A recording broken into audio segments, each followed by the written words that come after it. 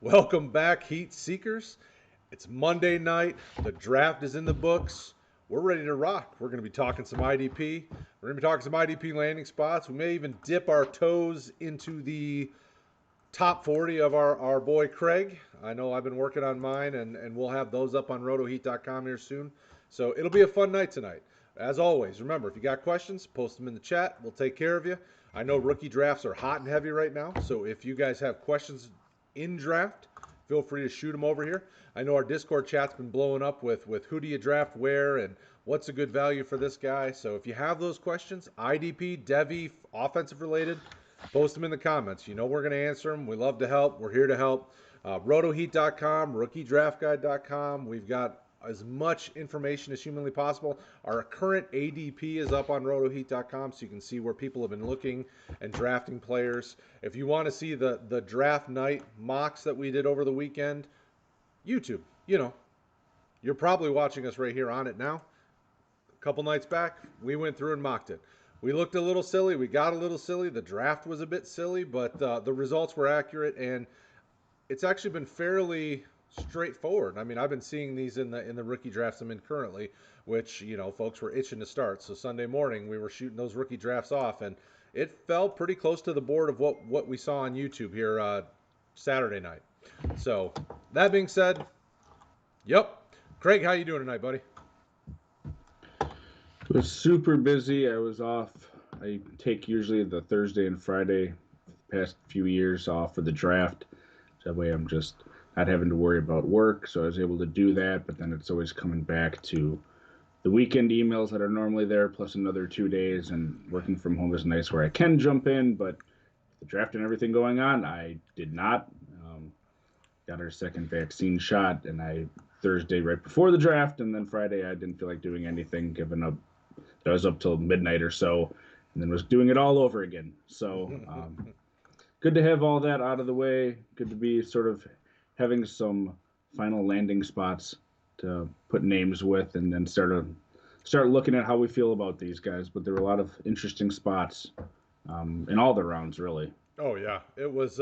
This is by far the most, at least in recent memory, the most strange draft when it comes to what we kind of anticipated and what happened.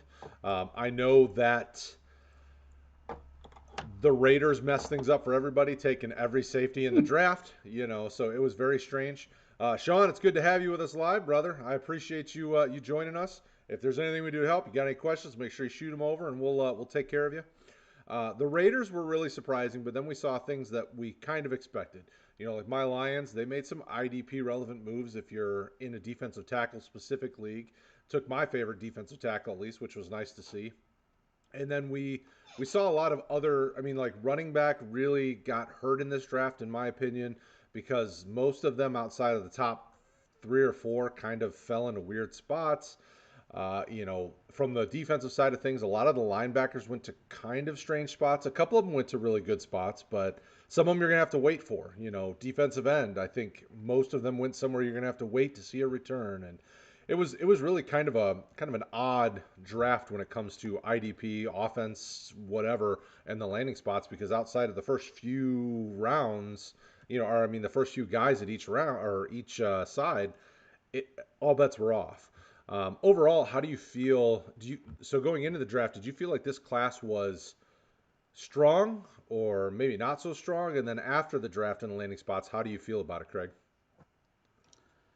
So, I mean, it kind of played out with the people that I had interest in and thought would do well and be drafted high for the most part. Were, there's a couple people that fell to the second round that I didn't think would, although their landing spot still ended up being very nice, which was a bonus. And I think, we talked about, oh, don't overrate landing spot too much, but for IDP, I think it does matter when it's different than, a running back where, there's only three of them, generally one or two main guys unless someone gets hurt.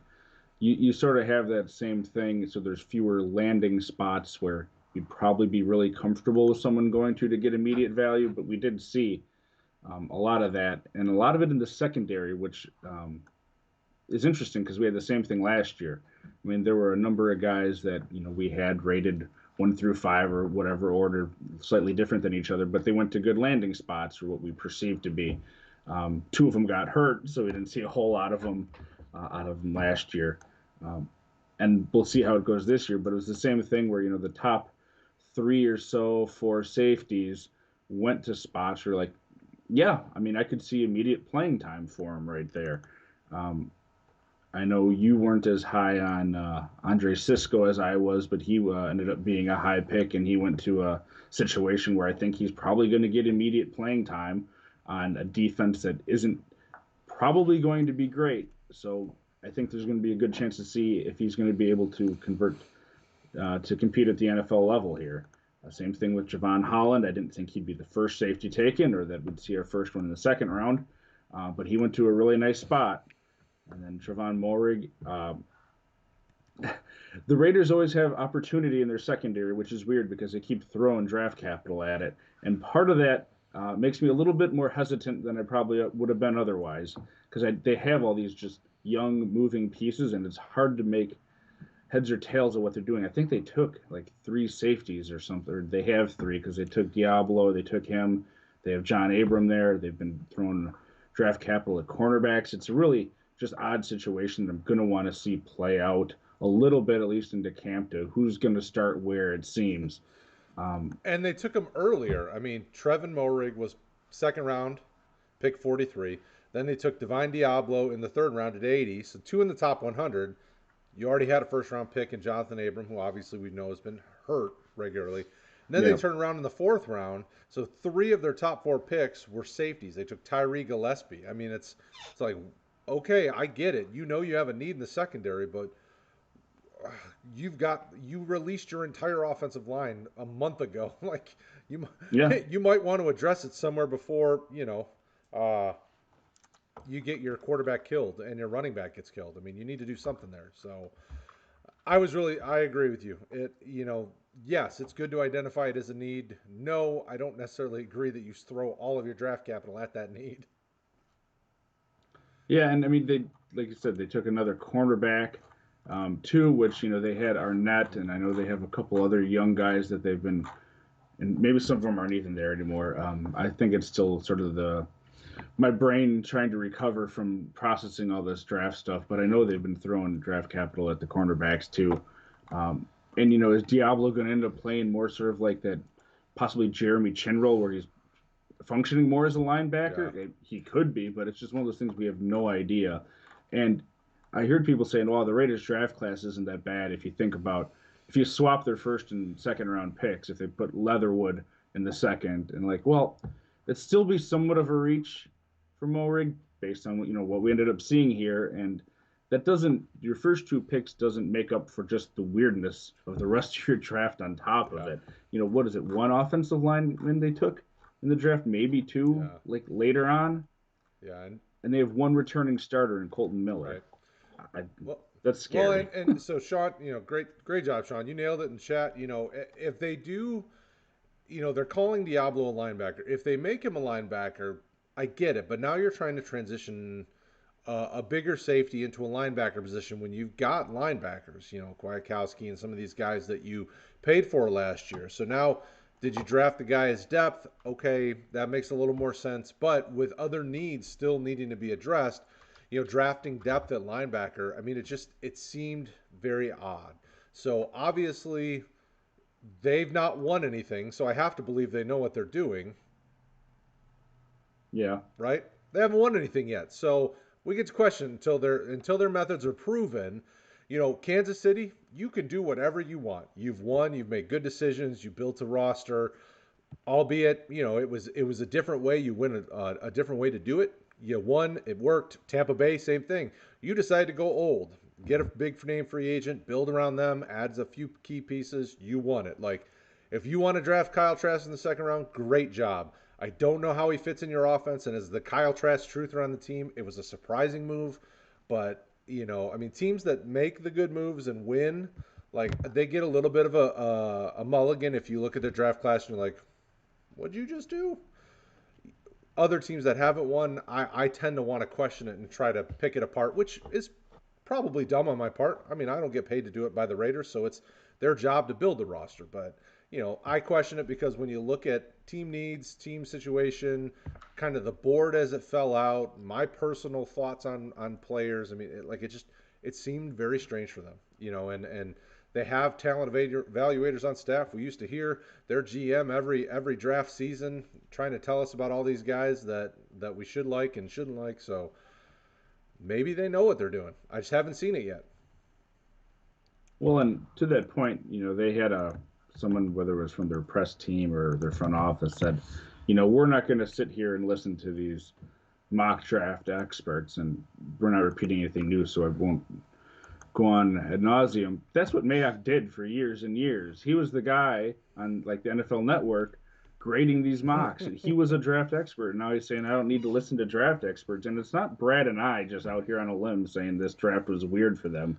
You saw that night, and you saw the end result of it in draft grades. Like, this was just another weird Raiders draft. Right. And to your point, they haven't worked out the way we would think they'd want them to, based on how their picks have performed. So I agree. I don't get it, but luckily there's a lot of other fun stuff that we can talk about besides the Raiders. Gruden gets 10 years, so he'll figure it out. So Sean made these great points, but I need to get to his question. He had a great question. So he's in a 12-team balanced scoring IDP league. You have 4 early third-round picks. What defensive players are you realistically hoping make it to you? We're at 2-7, and only Parsons has gone off the board so far. So some of this, in my mind, some of it is, like we talk about a lot on this show, is know your league. Do you know how IDP savvy your guys are? And if they are savvy, you're probably going to need to be a little bit more aggressive. If there's a guy, and the counterpoint I'd have to your question, Sean, is there's a guy you really love and you have 4 thirds and he's fallen to, 210, maybe you flip 2 of those thirds and go get him at 210 or something of the like. Like, don't be afraid. I'm in the middle of an IDP league draft, and I flipped a few picks to move up to get Parsons because I knew people were getting itchy to grab him, and I jumped up to get him, and I only threw in, an extra third or fourth to go up, 3 or 4 spots to get him. So, go get your guy if you've got a guy, Kraig, what's your thoughts on that trade or on that draft, and what would be your players you think you could target? Yeah, if it's balanced scoring IDP, you're probably going to, I guess I'm a little bit surprised you didn't see Parsons sooner, but that's all league specific.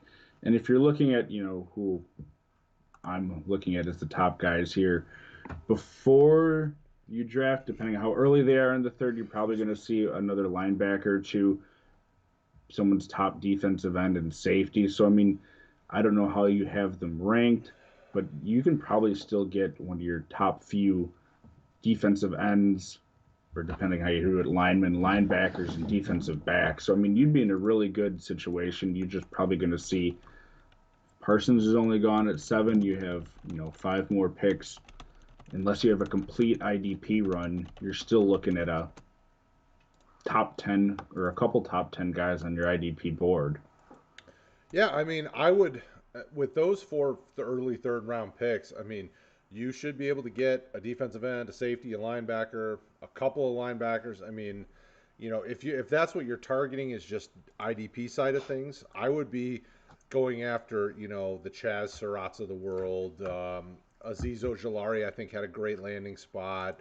Richie Grant, you could probably target there. I mean, there's plenty of quality guys that you should have no problem getting there. Because remember, you're only 5 to 6 picks away, depending on how early your third-round picks are. Yeah. So, and maybe you get lucky. Maybe somebody doesn't need end and Kwity Paye falls a little bit because he's in a great situation with the Colts. I know they have he may not start immediately, but he's going to be a really nice pro in that defense. I mean, that defense is built for a player like him. Looking at how I ended up going through these, so my first 4 linebackers are Parsons, Davis, Collins, and JOK. Defensive ends, I have Phillips, Paye, and then Rousseau, which we can talk to in a bit. And then Holland, Cisco, and Grant. And no, Morig is not up there. And again, we spoke to that a little bit, but I like the situation the other 3 are in more. And then beyond that, Ernest Jones is in there, who I know we didn't really talk about at all, but was really interesting when you look at the Rams have at linebacker, how they've produced, and then the draft capital that they actually put into that spot. Um, Pete Werner is another good spot. I forget what he changed his name to, but the Owe, Yeah, the Ifedi Owe. outside Yeah, linebacker now. Yeah. yeah. For the Rams, another good spot. Basham, and then, Bolton, Surratt, like you said. Joe Tryon's going to be really interesting, but you can probably get him later. He's more of a next year or down the road pick. And then Aziz Ojolari went to a really great spot. Mm-hmm. I'm kind of curious if we get more information on the medicals as to why he fell to the second round. Um, but clearly the Giants were happy to take him there. And as a Dallas fan, I wasn't quite happy seeing him go to the Giants. As I think he could be a really nice piece of the defense that they just don't have right now. Yeah, he's going to bring some fun stuff off the edge. I think really the only player in the top 75 IDP picks when it comes to like defensive end that I would be hesitant to shoot for early would be Rousseau, and I know we'll talk I'm sure at length about him, but he's not going to be a guy you're going to see a production out of probably for the first year or so easily because of Yeah. what they have there with Hughes and some of those guys on the edge. And that was why I think he's in probably one of the better spots because he went to a team that he doesn't have to step in. They can develop him. You've already heard the front office saying they want to put some weight on him. So he'll probably be a guy they move around the line. They'll probably bump him in kind of like the Ed Oliver role, where they kind of move him around a little bit and have him rushing from inside and outside. And I think over time that could be really good for him because we saw a player that you saw some juice, but you didn't see anything consistent for a long period of time. So the sample size was small. So we say, okay, he's electric. He can do some things, but we can't confirm that the motor over a long period of time. We can't confirm anything. Like just he looks really good for this small size. So going to Buffalo, I think was the perfect spot for him. But if you're looking for quick IDP production, he's not going to be it. He'll probably be a situational guy at best in year one, and that probably won't even be till the second half of the year before they really start to ramp up his reps. Would be my guess. What do you think about Rousseau in Buffalo? Yeah, whenever I was doing the mocks, the past month or so, I kept trying to think of a place that made sense for where he could learn behind sort of a veteran rusher or a set of them or defensive line, depending what he went to. And that's, to your point, exactly what he Mm-hmm. did. And they're kind of collecting those guys that they can use all over their defensive line in different schemes, which is great because they're going to have to do that to have a chance at pressuring Mahomes with his improved offensive line Right. and then getting to that Super Bowl. Because you look at what they have Epinesa from last year, probably at one end, and you said, Oliver there. They have Addison and Hughes, who are probably still starting at the moment. They might, one of them might lose their spot in camp or something, but those are the two veterans. You have Basham, who I think can be used all over the defensive line, too. That's probably a better bet for immediate production that I don't think has the ceiling, if they're both to hit their ceiling, that Rousseau does. And that's why I have Rousseau higher than I had anticipated, because he went to a great spot. He has the talent. Now, is he going to learn and put in the time? Um, they said he'd said everything right in his interviews. Glowing stuff came out from the Bills organization, who, to your point, sort of like the Chiefs. It's another one that I trust what they're doing right now. They've shown that they know how to put a team together in what some might view as a bit of an unconventional way. Right. So I'll give him the benefit of the doubt. I don't know that I'm still going to have the draft capital in my leagues where I'm going to end up owning him, but I'm more bullish on him now than I was, a week ago. Yeah. And the one that and I forgot to mention the one that I would steer clear of would be Peyton Turner. The Saints love to draft guys early as edge guys that aren't maybe refined and developed, and then they don't develop them. I mean, this isn't the first time. This could be you could just call this guy Marcus Davenport 2.0. Like I would not be Yeah. jumping on him early just because they drafted him in the first round. I would be, the first round edge guys that I love, Jalen Phillips, K. Woody Pay, Gregory Rousseau, and the spot that he landed in. Like those three guys, if you told me they were at the top of your board, in the top few, perfectly fine. I won't argue because I think not only landing spot, but the situation they went to, the position they'll be in, like those are all really nice spots. Um, I'm not really excited about Peyton Turner. I'm not really excited about what I saw on film and where he went. Makes me go, no, I'm perfectly fine with letting someone else take the shot because I just don't know that I'll see a return on that investment. Yeah, the Davenport thing is just off-putting, and you don't know. They had traded up. I think it was with the Packers in that draft to go up to like Oh yeah, 13 and get him or yep. something. And he's had one season where he started most of the season. His first year played 13 games, didn't start any. 2019 started all 13, and it had an all right year, But this past year, 2020, you were just hoping for a lot more. He started one game out of 11, 12 solos, 1.5 sacks. I mean, he didn't show up, and it makes me wonder: are they going to end up declining his option?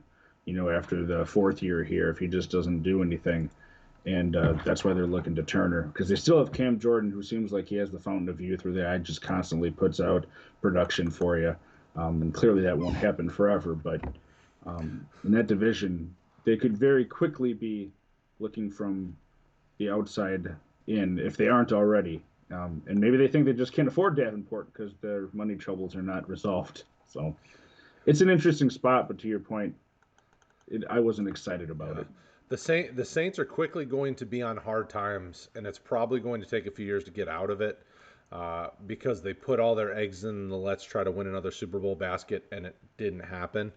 And now they're starting to see the return on that investment, which the money's come due, and they don't have any of it to give back. So, and Yep. I don't blame a team if they want to try to do that.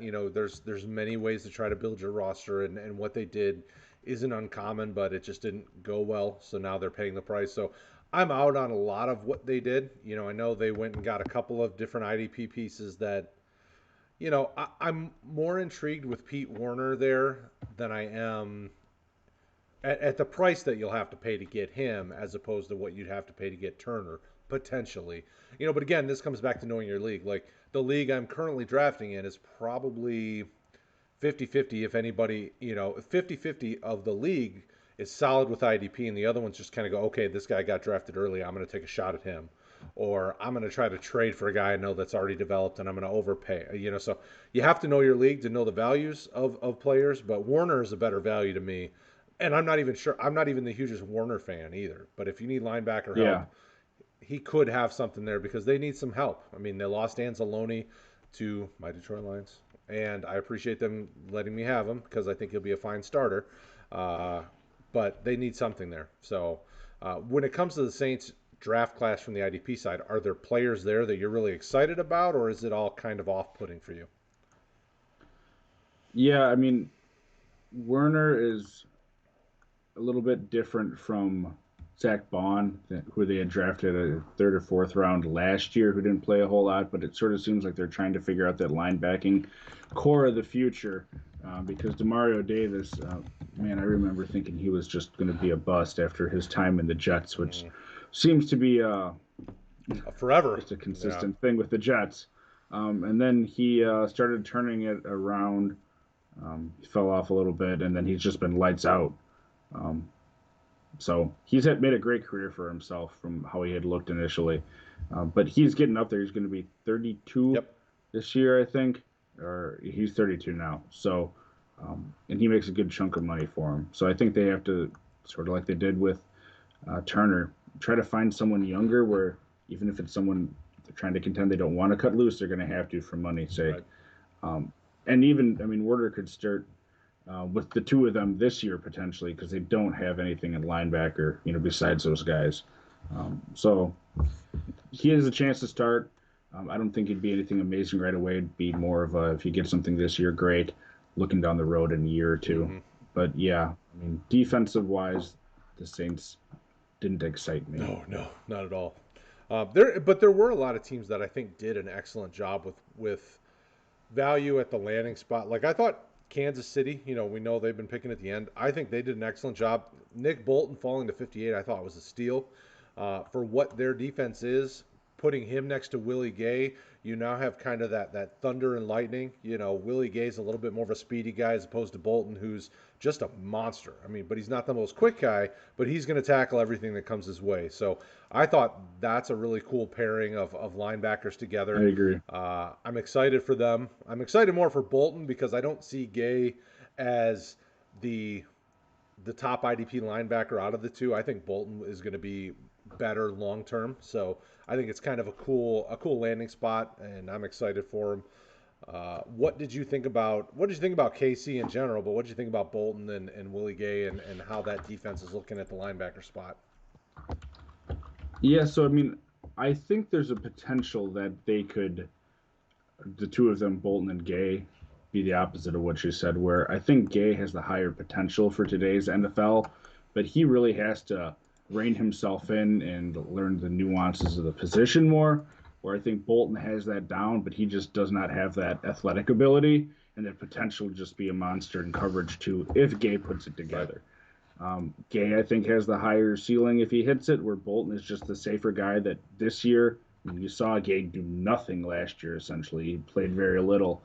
And I expect that to change with Hitchens getting up there in age and just, he's a smart player, sort of in the same mold as Bolton. I think Bolton's got a little bit more athletically on him, but, just more of your old school linebacker that you can trust to go out and get what you need in the tackling game. So I think, Bolton could very well start for him. Gay, not so sure. So Bolton will probably get you more immediate production this year, even, I'd guess, unless Willie Gay has really turned it around. But, it was a nice draft class for the Chiefs in general. Not as much defense. Mm-hmm. I really liked what they did on offense, which is the Chiefs. Like, they really needed a whole lot of help. But Trey Smith late, guy's got a chip on his shoulders, and I didn't think he should have fell to the 6th round. So even if he's a depth piece, Cornell Powell is a guy that I like going into it, and I love the spot that he went to. I know this isn't an offensive show, but Creed Humphrey, another just great pick by them. So I really like their draft class overall. It was really only sort of Bolton there on their defense, but it's a really nice piece to add. And if you sort of consider Gay to be another rookie in that, maybe he'll start and he didn't really do a whole lot for you last year, it could turn out to be a very different defense in that linebacking core. Oh, absolutely. Absolutely. Yeah, I was impressed. I was glad that the Kansas City focused some of their attention on some of the big needs. We saw in that as they got later into the playoffs with the injuries on the offensive line, they needed the help. So grabbing some guys in this draft was critical for them, and they did a good job. So we haven't talked about the one position group we haven't talked much about at all. We need to talk about because there are leagues where you are starting a defensive tackle. Even though this wasn't the strongest defensive tackle group, there were some good landing spots. I think some interesting landing spots. How did you feel about this tackle class, and kind of point out the guys that you think, at least from the IDP side of things, have the most potential value to guys that are starting a tackle in their leagues? Yeah. So to your point, there isn't a whole lot that excites you. One that we had been high on before the draft class, Davion Nixon, fell, it seems like, by and large, due to character concerns, which I can't speak to because I didn't interview him or really know anything about that. But he's going to a team where he very well could end up starting at some point this year. And he's got an amazing athletic profile. And you picture him next to Derek Brown. That could start to be, and then, Peter Gross-Matos. Last year they had, and I forget who else they have at defensive end. Brian Burns. I think Brian Burns. Burns, there you go. He's the best of the bunch right now. So, I mean, if you picture all those crazy athletic guys, even starting to reach their potential, they could be a really nasty defensive line quickly. And as we know from the Washington, I was going to say professional, but Washington football team, professional isn't part of their name. When one part and then another of a defensive line starts to come together, it raises them all up where their production increases across the board. You saw a lot of IDP relevant people across that Washington defensive front last year and even the year before that, before they had Chase Young. You could see something similar to that. Yeah. So Nixon, I really like.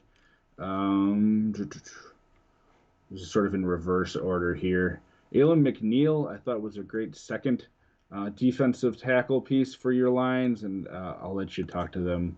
But Levi is just a nut in the best way for that you'd want at a defensive tackle. And Barmore, I liked, but that Patriots defensive line is sort of like the Patriots running back. Right. group, you just don't know who's Can't starting trust when, him. how much, what week, and Yeah. so if he ends up being someone that has consistent playing time there, I think it could be a very nice spot on a veteran defense that needs some pass rushing boost. Besides, they're going to get it from Judon and a couple of the other guys that they have at sort of outside linebacker defensive end. But um, yeah, Levi and then Nixon were the two that excited me the most as I'm looking across here. Like Dallas took one, which Milton Williams could be really nice for the Eagles in a few years, but their defensive line wasn't a huge need. I know they're getting a little bit older, but I don't expect him to press for playing time. This would be Tyler Shelvin went pretty early for the Bengals, but not really probably a fantasy relevant guy. He's more of a space eater. So a blog group overall, but at the very top, you got a few nice names. this would be the perfect time for a one per show because Bobby Brown was drafted by the Rams. But I'm not going to Yeah, I do saw that because that's a terrible landing spot and not a good defensive tackle. This was so going into this draft, I looked at the defensive tackles and I was like, okay, I like a couple of guys, but I wasn't really sure where they were going to land, so I got a little cautiously optimistic.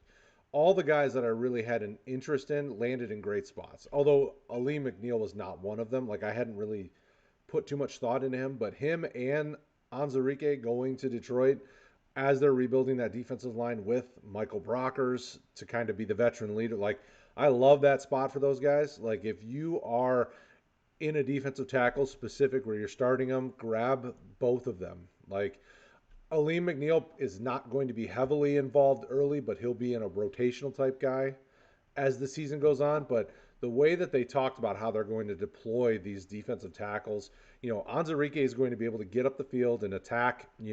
For those of you that need a perspective as to what kind of role he'll be in, think Aaron Donald, where he's kind of an attacking player.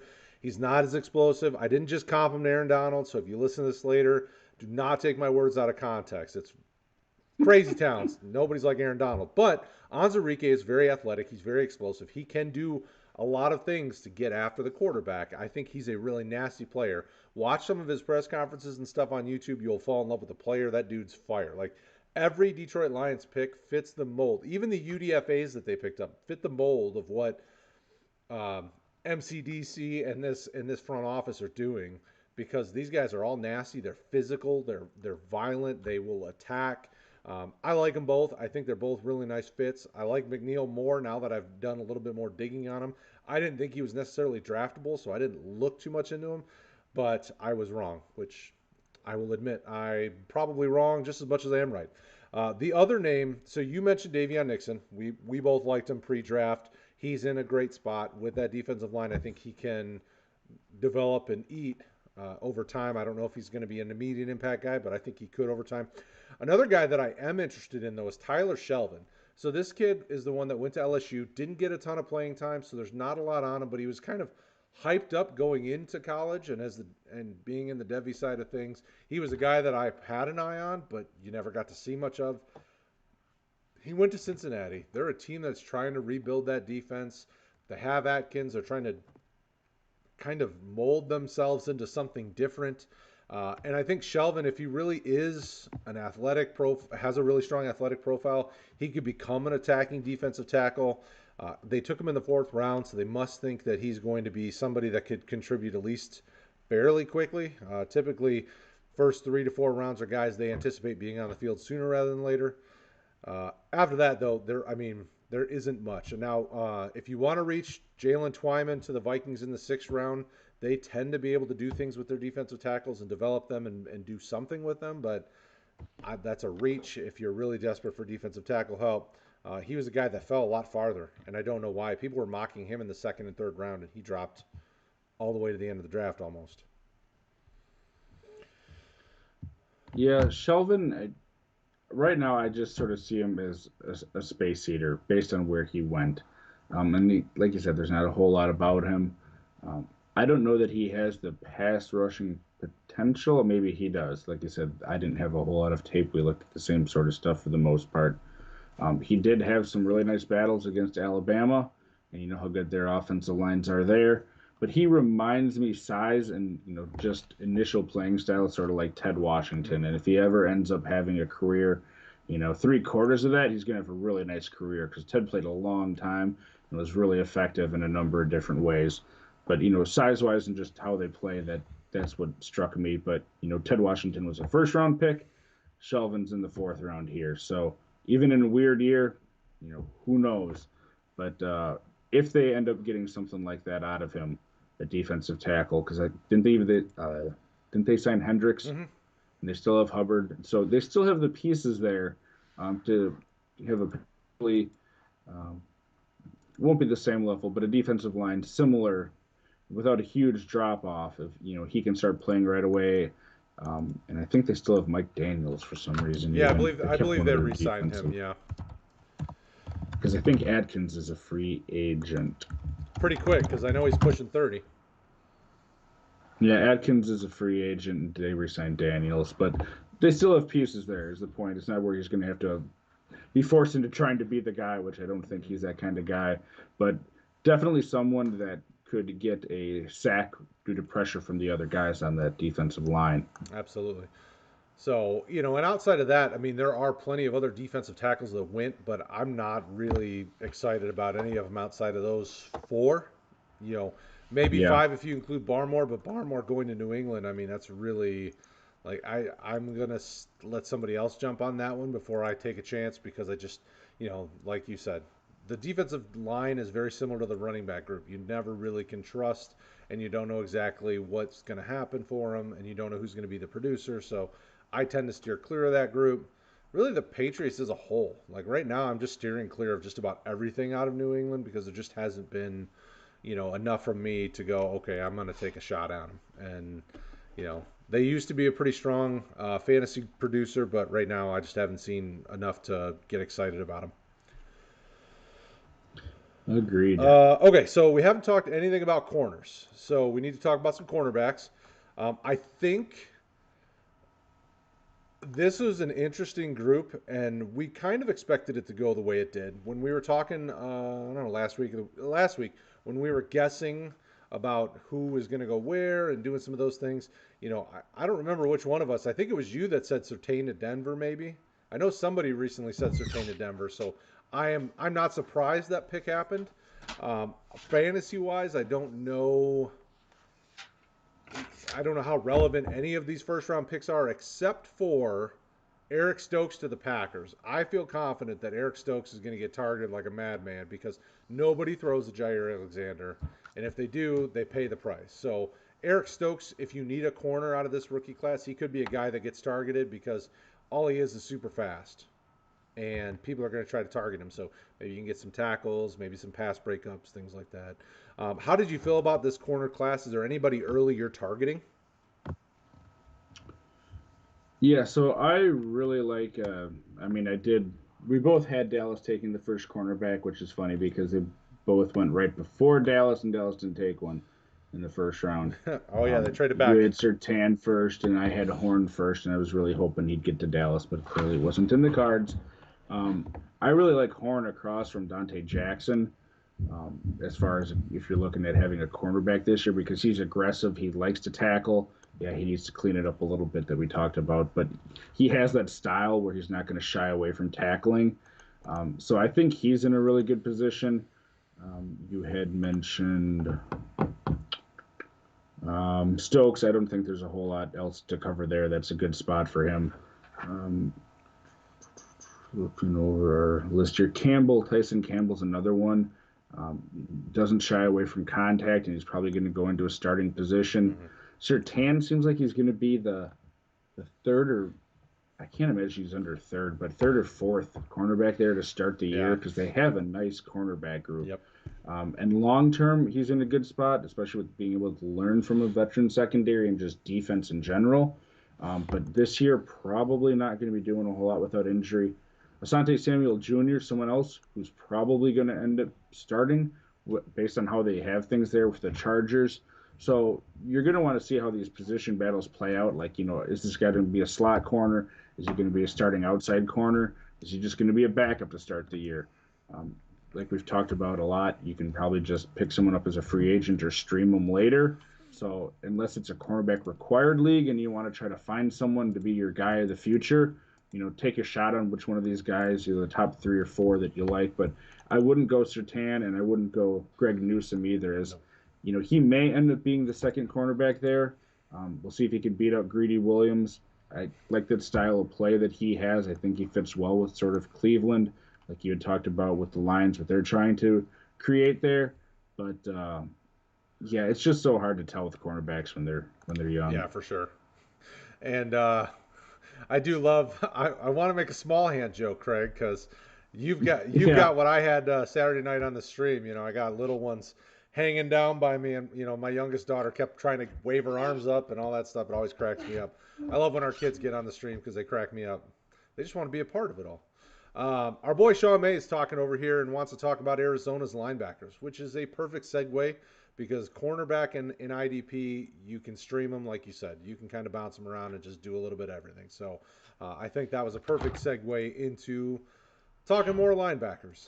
So Arizona's linebacker group is changing. It is molding and transforming. Chandler Jones and Marcus Golden have been kind of the guys there for a little while. They've been their outside linebackers for a few years now, off and on.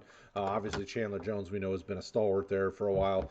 Isaiah Simmons, they took last year. It appears as though he's probably going to be more focused as an inside linebacker, which is good because they let him kind of roam around the field and do some things there. And then you have Jordan Hicks, who's getting up there in age and probably going to be out sooner rather than later. And then they bring in that delicious first round pick, Zavin Collins, the guy that we all were like, you know what, we really like this guy. There's some intrigue about him. Arizona took him, and then I went, what did they just do? Is he an outside linebacker for him? Is he a big inside linebacker next to Simmons? Like, I tried to imagine what Arizona was going to try to do with this guy. But the great thing about Collins is, yes, he can do all of those things. He's got the range to be an inside linebacker, play sideline to sideline. He can be an edge guy that comes off and attacks. How do you feel about it? Is Collins kind of an heir apparent to Jordan Hicks from the inside linebacker, or do you think they're going to do something different with him? I think that's what they're hoping for. If you look at Hicks's contract, um, they have a really easy out after this year, or they could keep him around for another year if they wanted. It's not that much money. Um, with Simmons there, we talked about this last year, and probably will about another linebacker here coming up. You can use him all over the field in a variety of different ways. He isn't really your traditional middle linebacker, and I think that's good because they sort of had the same thing with Collins now. From everything the front office said, they want to use him sort of at that Mike role, which I think he showed at Tulsa. He's probably better suited for than an edge. I think there's some things that he doesn't do great where, he said the right things. Yeah, I mean, if a team wants to put me there, I'll do it. I think I can do it, but it's not what I want to do. Um, but it gives them more versatility for putting them on the outside if they need to for some reason. If Golden's only on a 1 year deal there. If he gets hurt or something, they could put him outside and keep Hicks and Simmons on the field, use him in a variety of different ways. But it sounds like they want to sort of use him as middle linebacker. I think he's best suited for that, and I think there's going to be enough production, like we say with all these guys, but that's just how it is with rookies, especially on defense. You're probably not going to have a stud first year out of him just based on what's around him, but long term, I love how the defense is put together. And him and Simmons, I really like next to each other because they're two very versatile guys, but also very different that I think can Oh, coexist. it is exciting to think about. And they even took a guy in the sixth round, Dimukiji, Victor Dimukiji, or KG. I apologize. If you watch this episode, Victor, my bad. I'm terrible with names sometimes. I like him on the outside as a developmental guy. He's not somebody I'm taking a shot on, but somebody I'd keep an eye on down the road. If this defense continues to develop, he could be a nice piece off the edge because he's got some good burst. Uh, and, oh, chat's blowing up with trade conversation, it appears. We Apparently. making some deals.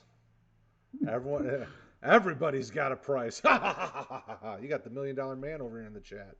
Everybody's got a price. All right. Other linebackers. So this one was a bit of a surprise. The Washington professional football team took Jamin Davis from Kentucky. He's a guy that had been moving up the draft conversations here in the last month and a half. Not a guy that we've actually ever spoke of on stream, mostly because I don't necessarily think any of us really. I don't think he really piqued any of our interest all that much. But him going to Washington, I'm intrigued because Ron Rivera knows linebackers. What's your take on Davis, and how do you feel about that spot? And are you even targeting him? So he flew up my draft board, and I hadn't done a whole lot of sort of rankings pre-draft. I know I had put one out, I'm 99% sure he wasn't in there as far as the top 10, but he certainly would have been in my top 20, probably my top 15. Because at that point in time, we started hearing a lot more, and really it started on that four-letter network, ESPN, with Mel Kiper Jr. and Todd McShay talking about him a lot. How they were hearing this guy, his skill set has the potential with his athleticism to go to a spot where they can refine him and he could blow up. Well, I kind of feel like that's exactly what happened. You want to talk about a place to put an athletic, rangy linebacker that just has all the physical tools that you want, like him. You put him behind a defensive line that is going to keep him clean without a whole lot of other competition at linebacker, and he's just going to have an amazing chance to eat. And I was toying with, and I didn't do this. It's the Dallas fanboy in me. I was really debating putting him as my number one right now, but I couldn't do it behind Micah Parsons, just because I think Parsons overall is more complete and refined right now. I don't like Parsons' situation as much. He has two other really good linebackers there right now. Whether or not LVE is there after this year, they also drafted Jabril Cox, who I'm high on.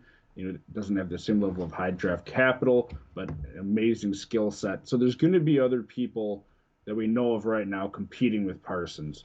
So I think there's a very good chance, say everyone's healthy, all things equal, that Davis ends up being your highest scoring linebacker from this year, for the 2021 draft class, because he's just in a perfect position, I think. Yeah, he's fun. I mean, his skill set, his athletic profile, like there's a lot to like about him. And I think he landed in a really nice spot. Now, Parsons is still my top IDP in this class. I targeted him in this first IDP draft that I had. Took him, I don't remember where I got him. I can't think of it off the top of my head. I have to go look. But I targeted him as my top IDP, and I got him. I went up and got him. I would absolutely be comfortable taking really any of the top six drafted players. One, two, three, four, no, five. I like Collins. I like Parsons. I like Davis. I like JOK. I like Bolton. And then in the third round, Chasserrat. I think he landed in a really great spot with Minnesota. To your point, I absolutely think that Parsons is in a tough spot. Dallas has Jalen Smith, who's not performing up to his contract. They've got LVE, who has not been able to perform due to injuries. And then they drafted Cox and Parsons. Like, I could easily see them in the next year or two take this Dan Quinn defense and mold it around Cox and Parsons. And then Jalen Smith in that big contract could be gone sooner rather than later. I mean, I've got a Jalen Smith share, and I am actively but not making it known shopping him because people are interested still. I'm shopping him where possible because I just don't see a future for him there. And if I can get good value, I'm going to flip him and target Parsons and target some of these other guys. But I think Parsons, Collins, Davis, JOK, I think is a really fun one to talk about because he landed just in a ridiculous spot. Cleveland's defense is just getting more and more disgusting every day. They keep making moves, and you're like, oh, really? Oh, really? Then they added Jeremiah Owusu-Koramoah, who my only guess is he fell this far because teams don't know what to do with him because he was like in my top two or three linebackers coming into the draft, and he wound up falling into the mid-second round. Uh, what linebackers are you targeting that got drafted? Which ones are you excited about? Which ones are you maybe not so excited about? Yeah, so JOK, like you said, was a really interesting guy that fell due to one, like you said, how do you use him? Sort of like what we saw last year with Isaiah Simmons, where very similar style of player, and one is, in my opinion, clearly above the other, but also doesn't have the injury concerns that was, I think, probably a big part of why he fell. The Browns seem to have been very non-Brownsian. lately, in that they're making a lot of smart moves and figuring out how to use different guys and get the most out of the guys that they have. So I'm interested to see where he goes. But at the moment, um, we'll have to see what they do with him for this year. One guy that we haven't talked about that interests me, Ernest Jones. Um, we mentioned him briefly, and we didn't talk about him at all either, leading up to the draft. But he was a guy that it's the highest the Rams have taken a linebacker since Alec Ogletree, which didn't pan out. But you look at last year, they had Kaiser, who I think was like a fifth rounder, and Reeder was a free agent. Or I might have those reversed, but they've been trying to piece this together, and even with Littleton, who was a late pick, I'm pretty sure when they had him. So the fact that they're investing I think so. this level of draft capital at linebacker tells me they want him to be the guy. Just looking up a little bit about him, he's a really good tackler. He's a smart guy. He's not the most crazy athletic. But again, if you put him sort of behind that defensive front with that secondary as well, we've seen people eat, random people like Kaiser and Reeder just eat in that situation. So he's the guy that I think most people aren't going to know a whole lot about, especially if your drafts are happening now, where you have a very good chance of getting him later and getting really nice production if he does end up starting for them. But we've covered all the other names. It's just, to me, I think JOK is more of a question mark in that, all right, is it going to be sort of like Simmons where they don't know what they're doing, or he kind of sits a year to figure out how he fits in that defense? Because they did go out and they signed, I think it was Anthony Walker, to a couple-year deal, and he's played very well for the Colts when he's had the opportunity. And they still have some other pieces. Was it Phillips they drafted last year too, like in the fourth-ish round? I think they still have Mac Wilson, who hired draft pick but didn't really live up to draft capital so far. So a lot of interesting pieces to get sorted out. But if you can get him later in the draft because of that and keep him, he's got limit for JOK as well. Right. Oh, absolutely. Yeah, I think I was really intrigued by what the Rams were doing there. I think he could fly up to becoming a very valuable starter quickly. When you look at everything else they've used, it's free agents, traded guys, late round picks. Yeah, Kaiser was a fifth round pick. Troy Reeder was a free agent. Then they had Leonard Floyd, who they signed a big money deal away from Chicago. And then their uh, will linebacker is a 2018 fifth rounder, Bonilla Okoronkwo. Yeah, I mean Floyd is really more of a pass rusher, Right. too. Right. So clearly there's tackles there to be had. Right. Absolutely. If he starts. Yeah. Terrell Lewis is the 2020 third rounder who I would expect to move up at some point. And then Ernest Jones. Like, those are the two guys that if I was targeting someone from this defense to acquire, to have a share of, those two would be the two because they've been the most invested draft capital pieces, outside of a big money deal to Leonard Floyd. The only other player of mention that I would bring up would be Derek Barnes, who went to my Detroit Lions. I know we had Jay Wall on the show at the inside scoop on Derek Barnes from his Purdue days, but after that I dug into him a little bit more, and the kid is every bit of the player that Jay Wall talked about. He's a sure tackler. He's got a high motor, high character guy. He is plus athletic. He probably could rush the passer if need be. Probably going to be one of those guys they have do a little bit, kind of floating in the middle of the field, maybe able to do some drop back into coverage stuff over time. He's a player that I'm really intrigued by. I will not be drafting him, but I'm keeping an eye on him for sure because, listen, Detroit's got Jamie Collins, and that's really about it, and Jamie Collins is 32. So this defense is getting remade. Barnes may be a piece for the future, so definitely somebody to keep an eye on. Outside of that, it was a lot of, interesting spots. I thought Monty Rice went a little early when Tennessee took him in the third round, but then I saw that they didn't pick up Rashaan Evans' fifth-year option. So I was like, okay, maybe they're thinking about the future. Maybe Monty Rice is a guy to keep an eye on. I wasn't the hugest Monty Rice fan, but then again in the third round, Denver took Baron Browning, another guy that we were like, okay, he's an athletic dude, but we haven't seen much else.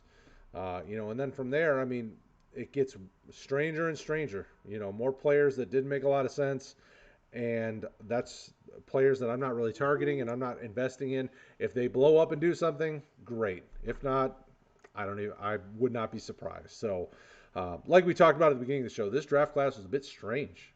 I mean, just Yeah, with Rice, like you said, Evans' option wasn't picked up, and then Jaylen Brown's the only other guy, like for starters.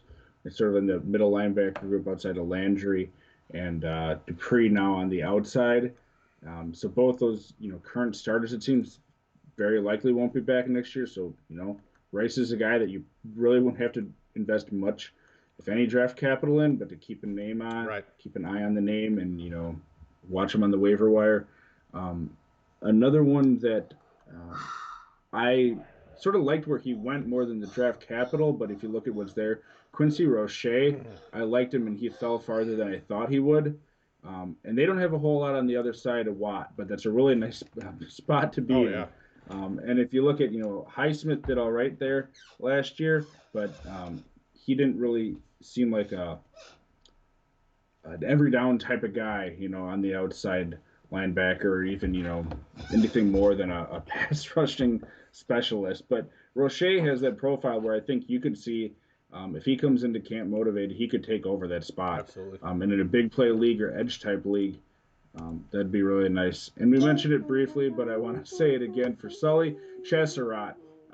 He goes to a spot where he can learn from a couple nice veterans, the linebacking core with Kendricks and Barr, and he's got an athletic profile like completely different than either one of those two. And if they get a defensive line to keep him clean long term, he could be a really nice guy that you could get later than most of the guys we've talked about. Absolutely. It was a fun. There were some fun landing spots for some of these guys, but again, like we talked about early in the show, a lot of these guys are guys you're going to have to wait and see on. If you have the roster spots, you're going to be able to sit on some of them for a while, then take a few shots.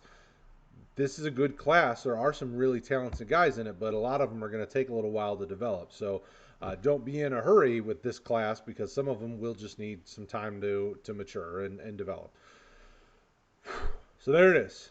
2021. Yeah, the 2021 rookie class in a nutshell. As time goes on, we will dig in and we'll have more conversations, but I wanted to take this first episode and really do some high-level conversations about where guys went, how we feel about some of these guys. But I would encourage you, if any of you out there are having trouble, having questions, feel free. If you come across this video at a later time, you can post the questions here. But I would tell you, go to Discord. We have a Discord community where we are actively talking about IDP, talking about Devi, talking about Superflex. I mean, our Discord community has hundreds of people, and we are all the time having conversations. Right now, we currently are having conversations about where to draft guys, who's going where. This is a very busy community. There's a lot of folks here to help you. So I would encourage you. I'm going to post the link in the chat. If you guys have questions and there's anything we can do to help you, this would be the place. You can also tag us on Twitter. You can shoot us DMs. You can hit us up on the Facebook community. You can ask the questions here. I watch these chats even after we post the videos. So we're here to help. We really do appreciate being able to spend some time with you guys each week and talk IDP. If you haven't already, smash that like button, the subscribe, the notification icon. You can stay up to date. We go live multiple nights a week, even in the off season, talking IDP. We're talking Dynasty. We got Devi stuff we talk about. There's a lot going on. So make sure you check it all out. Stick with us. Let us know if there's anything we can do to help you. We are here to help.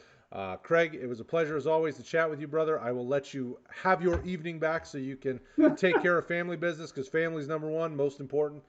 We will talk to you guys again soon. Have a great week. We love you all. Stay safe. We'll see you soon. See ya.